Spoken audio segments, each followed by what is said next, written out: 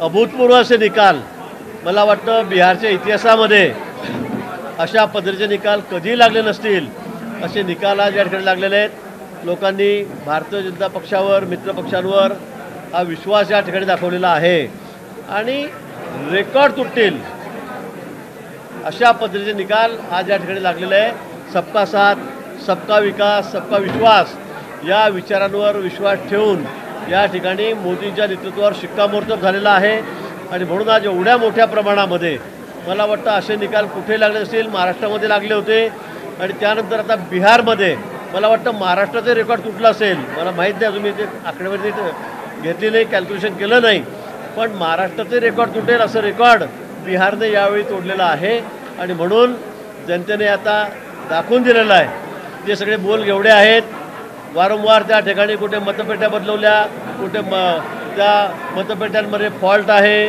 कोणी म्हणतं कागदावर मतदान करा, कोणी म्हणतं मतदार यार खराब आहेत, चुकीचे आहेत, अशा पद्धतीने जे वल्गना करतायत त्यांना चांगली चपराक जनतेने मतदारांनी बिहारच्या या ठिकाणी दिलेली आहे।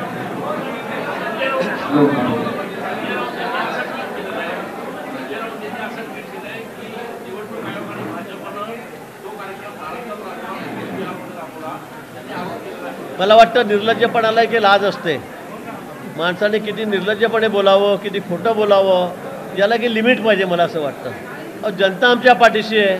महाराष्ट्रात जे केलं ते तिकडे केलं होते, काय केलं? काहीतरी नवीन नवीन आयटम घेऊन येतात, लोक त्यांना स्वीकारायला तयार नाहीत, लोक त्यांना विचारायला तयार नाहीत। काँग्रेसची इतकी वाईट अवस्था झाली की मला वाटतं आजपर्यंतच्या इतिहासामध्ये पहिल्यांदा इतकी वाईट अवस्था कुठल्या राज्यामध्ये किंवा देशामध्ये त्याची झाली असेल। 4 आणि 5 वर त्या ठिकाणी त्यांचे आमदार येऊन बसलेत 243 पैकी, तरी पण मला असं वाटतं की यांना काहीही त्याचं सोयरं सुचत नाही, थोडीशी सुद्धा लाज शरम या ट्विट करण्यावाल्यांना नाही आहे, काहीच नाही यांचं।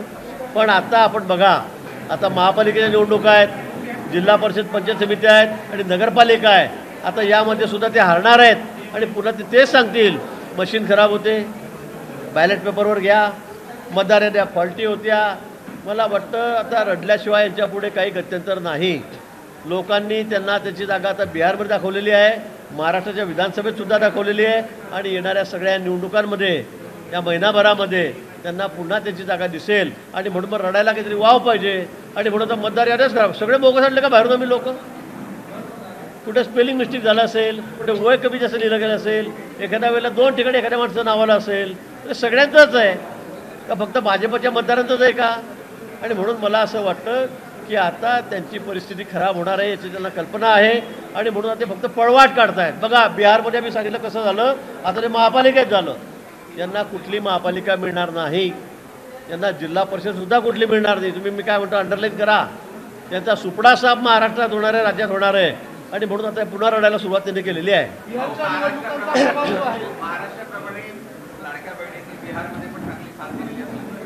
जनताच आमच्या पाठीशी आहे। महिला वर्गाचं मतदान मोठ्या प्रमाणात झालं आणि त्यांनी आम्हाला मतदान केलं आहे, महिलांनी केलं, पुरुषांनी केलं, तरुणांनी केलं, सगळ्यांनीच आम्हाला मतदान केलेलं आहे। अन्यथा एवढा निकाल लागू शकत नाही, कसं शक्य आहे? 90% आमचा हा निकाल गेलेला आहे, सोपं आहे का? असं आजपर्यंत कधी झालं नाही। इतका अभूतपूर्व निकाल बिहारच्या निवडणुकांमध्ये लागलेला आहे, मतदारांनी आमच्या बाजूने कौल दिलेला आहे आणि म्हणून सगळे समाजातले घटक हे भाजपबरोबर आहे, आमच्या मित्रपक्षांबरोबर आहे।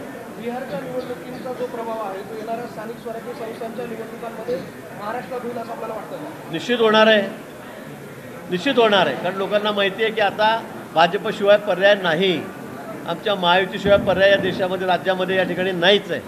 ते लोकांनाही कळतं आहे। लोक नुसते असे आंधळे होऊन मतदान करत नाही, विचार करून मतदान करत आहेत। देशाचा विकास किती झपाट्याने चाललेला आहे। आज देश 11 वर्षापूर्वी 10 वर्षापूर्वी कुठे होता, आपण कुठे चाललेलो आहोत, आपली आर्थिक स्थिती कशी आता सुधारत चाललेली आहे, सगळ्या क्षेत्रामध्ये आम्ही किती वेगाने पुढे चाललेलो आहोत, हे सर्व देशवासी बघतायत, जनता बघते आणि म्हणून भाजपच्या पारड्यामध्ये इतके मतं पडत आहेत, महायुतीच्या पारड्यामध्ये इतके मतं पडत आहेत आणि त्याचा परिणाम आता येणाऱ्या नगरपालिकामध्ये तुम्हाला दिसेल 3 तारखेला। त्याचबरोबर येणाऱ्या महापालिका आहेत, जिल्हा परिषद आहे, या सगळ्या ठिकाणी दिसेल। देवेंद्र फडणवीसांनी बिहारमध्ये ज्या मतदारसंघांमध्ये प्रचार केला त्या सगळ्या मतदारसंघांमध्ये घवघवीत यश मिळालं आहे। देवाभाऊचा पॅटर्न जो आहे तो बिहारमध्ये पण यशस्वी झाला आपल्याला चर्चा आहे. निश्चित देवाभाऊ पण त्या ठिकाणी सगळ्या मतदारसंघामध्ये गेले होते, 5-6 वेळा जाऊन ते त्या ठिकाणी आले. खरं म्हणजे आम्हालाही जायचं होतं, पण महाराष्ट्राचं निवडणूक म्हणून आम्हाला सांगण्यात आलं की महाराष्ट्रातून फार कुठे जाणार नाही, तुमच्या निवडणुकांकडे लक्ष द्या, म्हणून आम्ही त्या ठिकाणी गेलो नाही. तिथं अजून 2-5 जागा निश्चित वाटल्या असत्या. आमची सगळी टीम जर इथून गेली असती तर अजून निकाल वेगळा लागला असता. कदाचित 100% सुद्धा लागला असता. मी आपल्याला सांगतो 100% सुद्धा भाजपचा निकाल त्या ठिकाणी लागला असता. पण इथल्या निवडणूक असल्यामुळे आम्हाला ती जबाबदारी यावेळेला मिळाली नाही.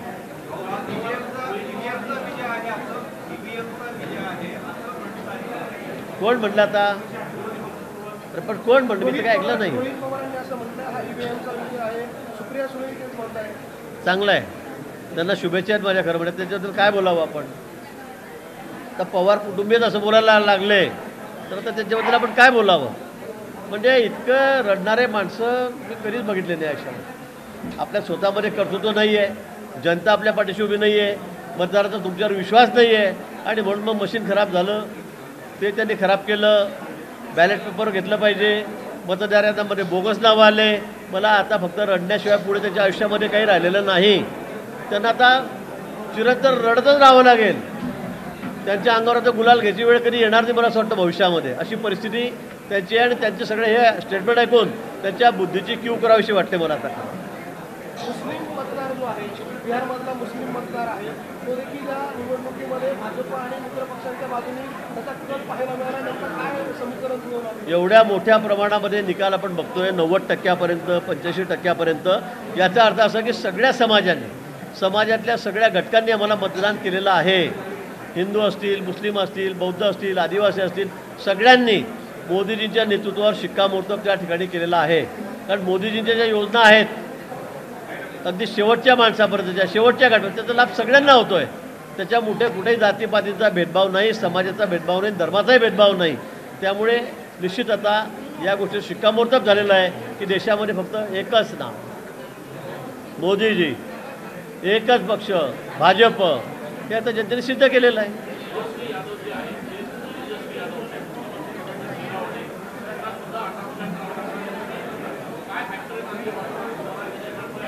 नाही, सुनामी आहे. मला वाटतं ही भाजपची सुनामी आहे, मोदीजीच्या नावाची सुनामी आहे, आमच्या युतीची सुनामी आहे. आणि त्यामुळे इतका मोठं यश हे आम्हाला या ठिकाणी मिळालेलं आहे की यादव गिदव सगळे जे मी म्हणणारे CM होणारे लाईनीतले होते, कुठे काय त्यांचं, ते सुद्धा निवडून आले की नाही मला माहिती आलेच का? ते सुद्धा आतापर्यंत पिछाडीवरच होते. म्हणजे तुम्ही मुख्यमंत्री व्हायला निघाले तर तुम्ही निवडूनच येत नाही. जसं आपल्याकडे पंतप्रधान व्हायला निघाले एक साहेब, आणि ते अजून पुढे लोकांमध्ये लढलेच नाहीत, पुढे निवडून आले नाही. आमचे उद्धवजी ग्रामपंचायतला लढले नाही, पंचायत समिती झडपी लढले नाही, नगरपालिका लढले नाही, महापालिका लढले नाही, मुख्यमंत्री झाले. नंतर राऊत साहेबांनी सांगितलं हे तर मटेरियल आमचं पंतप्रधानांचं आहे, तसं तिकडे त्यांचंही झालेलं यादवांचं. आता तेजस्वी यादव यांना मुख्यमंत्रीपदाचा चेहरा करण्यासाठी काँग्रेसने उशीर केला. जसा महाराष्ट्रामध्ये उद्धव ठाकरेंना मुख्यमंत्रीपदाचा चेहरा फेस केला नाही म्हणून फटका बसला. आता ते शिवसेनेवाले म्हणत आहेत की तेजस्वी यादवांना CM पदाचा चेहरा करण्यासाठी उशीर केला म्हणून काँग्रेसला फटका बसला. त्यामुळे काँग्रेस आणि ठाकरेंची शिवसेना त्यांच्यामध्ये आता मतभेद होताना पाहायला मिळतं या निकालानंतर. नाही, आता तो त्यांचा प्रश्न आहे, त्यांनी कोणाचा चेहरा आणावा, केव्हा जाहीर करावं, काय नाही. पण मला वाटतं बिहारमध्ये आधी करा का नंतर करा तुम्ही कोणाचा चेहरा. या ठिकाणी चेहरा फक्त देशामध्ये एकच चालतो आहे, आणि तो म्हणजे मोदीजींचा आहे. त्यांच्यावरच लोकांचा विश्वास आहे, भारतीय जनता पक्षावर, आमच्या विचारांवर त्यांचा विश्वास आहे, म्हणून एवढे प्रमाणात निकाल लागत आहेत. बाकी पळवाटा म्हणून कोणाला काही म्हणू द्या, आता करा ना तुम्ही, कोणाचा चेहरा करता उद्धवजींना म्हणा. त्यांचाही पंतप्रधानाचा चेहरा होता, पण मुख्यमंत्री होता त्यांना त्यांचे आमदार किती आलेत, काही झालं नाही. म्हणजे या नुसत्या कोणत्या गप्पा आहेत, या अशा गप्पा केल्यामुळे, काहीतरी फालतू उदाहरणं दिल्यामुळे या ठिकाणी लोकांचं जनमत बनत नाही. लोकांचा ज्यांच्यावर विश्वास आहे त्यांना लोक निवडून देतात.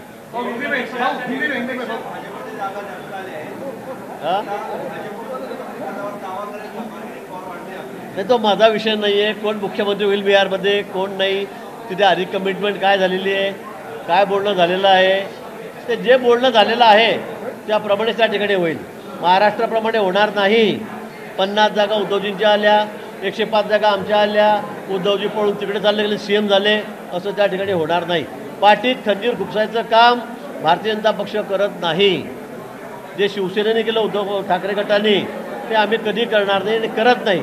हे वारंवार मागच्या निवडणुकीमध्ये सुद्धा सिद्ध झालेलं आहे. मागच्या बिहारच्या निवडणुकीत सुद्धा सिद्ध झालेलं आहे. आम्ही मुख्यमंत्री झालो नाही, त्यांना मित्र. नाशिक जिल्ह्यात भाजपमध्ये जोरदार इंटरव्ह्यू सुरू आहे.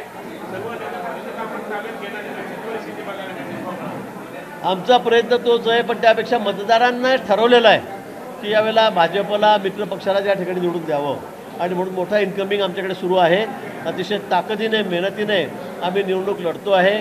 आमचे सगळे कार्यकर्ते या ठिकाणी निवडणुकीला सामोरं जायला तयार झालेले आहेत, निवडून आणायला तयार झालेले आहेत. महायुतीची घोषणा नाही आहे, स्वबळावर आपण पूर्ण निवडणूक लढवणार नाही, घोषणा नाही पडत. मी रोज बोलतोय, मी 5 दिवस झाले इथेच आहे. आम्ही सगळ्या युतीशी बोलतोय, आमच्या नेत्यांशी बोलतोय, सगळ्या पदाधिकाऱ्यांशी बोलतोय आणि आमचा प्रयत्न हाच आहे की आम्ही महायुतीमध्ये लढावं. आम्ही महायुतीमध्ये लढणारही आहोत. अपवादात्मक काही ठिकाणी एखादा पक्ष सुटेल, 2 पक्ष आमचे महायुतीतले एकत्र होतील किंवा आम्ही कोणाबरोबर एकत्र होऊ, एखादा पक्ष बाजूला राहील, असं होण्याची शक्यता आहे. पण आम्ही युतीमध्ये लढणार आहोत. हिंदी में क्या कहना चाहेंगे आज बिहार चुनाव को लेके?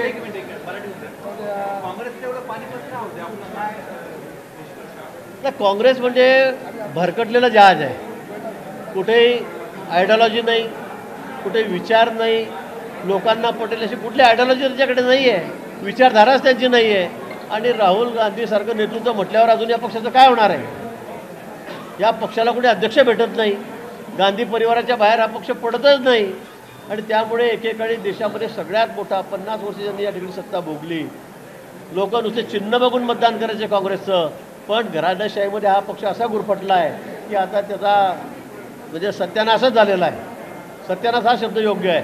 आता तुम्ही सांगा, बिहारमध्ये 200 पैकी 4 जागा त्याच्या निवडून येतात, तर त्यांच्यापेक्षा 4-5 छोटे छोटे पक्ष MIM सगळे पुढे चालले गेलेत. म्हणजे काय अवस्था आहे त्यांची, काय नेतृत्व आहे त्यांचं?